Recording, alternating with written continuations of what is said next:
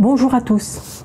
Alors aujourd'hui nous allons voir pourquoi il est si difficile de faire ouvrir les yeux à une personne qui est sous emprise d'un ou d'une perverse narcissique.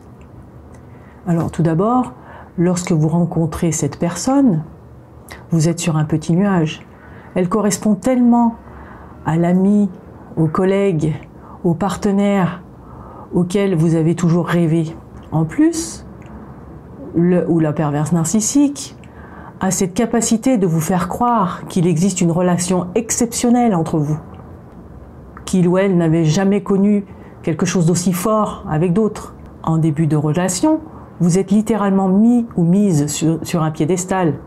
Il est donc tout à fait normal que si quelqu'un vous interpelle au sujet de cette relation, pour vous dire qu'elle est peut-être un petit peu rapide, qu'elle est peut-être un petit peu trop envahissante, vous n'ayez pas du tout envie d'entendre.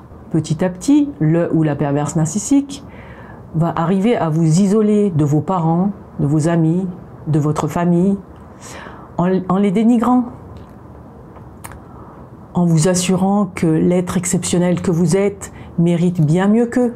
Ou bien, au contraire, il ou elle va jouer la personne parfaite devant votre famille, vos amis, tous ceux que vous connaissez, afin que lorsque vous vous sentirez un petit peu moins bien, quelque temps plus tard, lorsque vous voudrez leur parler, tous ces gens ne vous croient pas.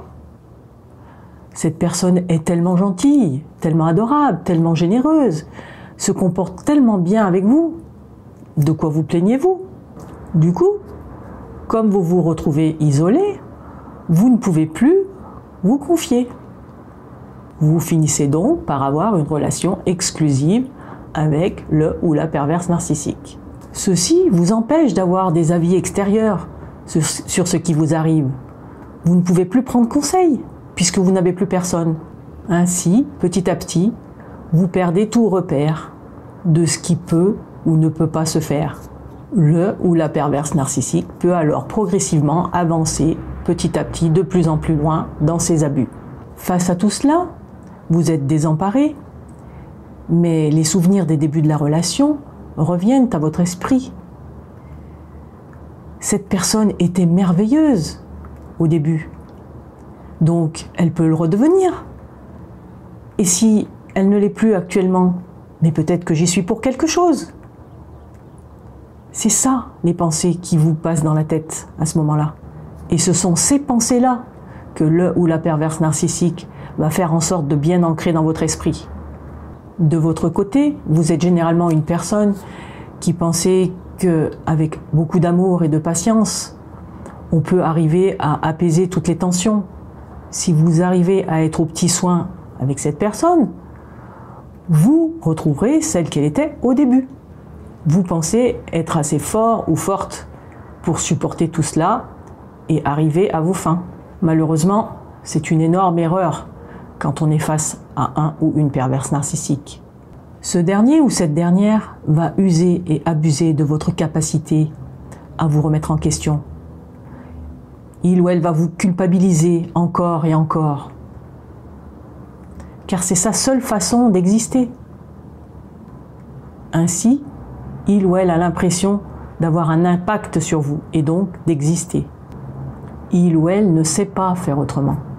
Ce n'est que quand vous serez totalement épuisé, que vous n'en pourrez plus, que vous aurez tout essayé, que vous allez réaliser qu'en fait, tout ça n'est pas logique, que la personne en face n'a jamais voulu que cela fonctionne. Parfois, c'est même le ou la perverse narcissique qui, vous voyant épuisé, considère qu'il ou elle n'a plus rien à retirer de la relation et décide de vous quitter, purement et simplement.